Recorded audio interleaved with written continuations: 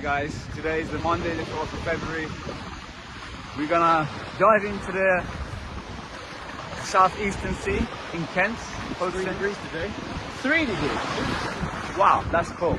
I mean, the sea is, it seems like 7.5, but Still outside cold. it's- I'm feeling it. And what we want to say today is really to express what the cold says. We will be the channelers for the cold. See if the cold has any message for us. cold were some kind of entity or principle of life. Exactly what telling us. Oh yeah, principle or energy. What would be its message? At the moment it just feels great. At the moment it's feeling like, ooh.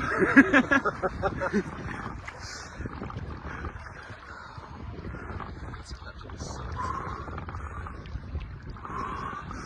Sit around here.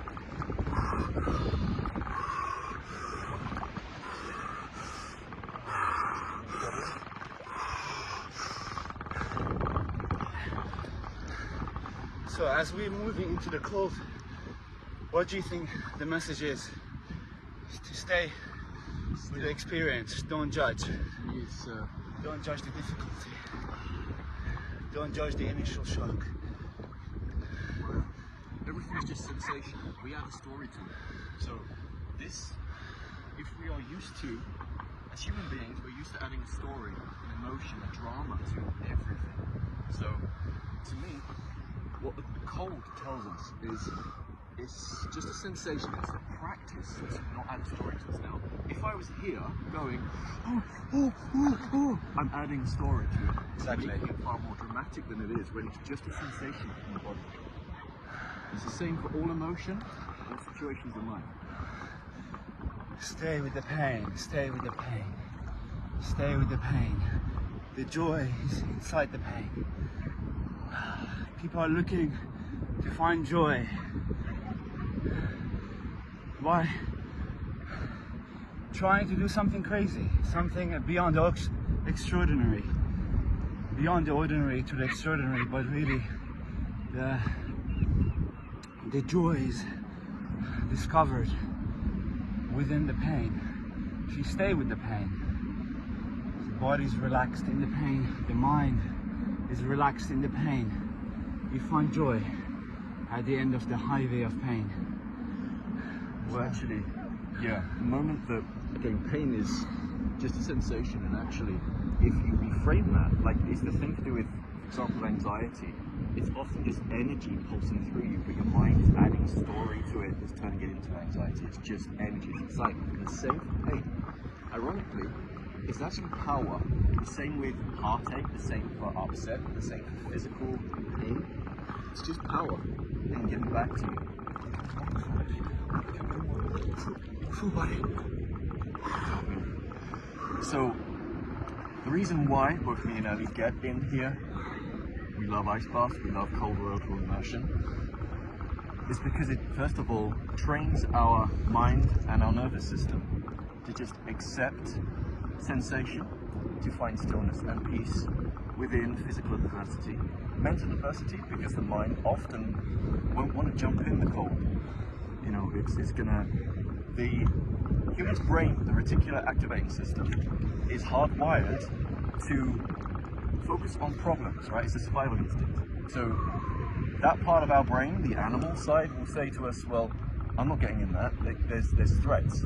You know, it's going to use my bodily reserves, my energy to keep myself warm. Why am I going to do that, right? But that's living in a fear paradigm. It's living in a survival paradigm, which, you know, it keeps us stuck in a certain vibration set. Whereas if we want to raise our vibration, we need to be able to do more and more riskier things with a mindset and a feel state of love and oneness.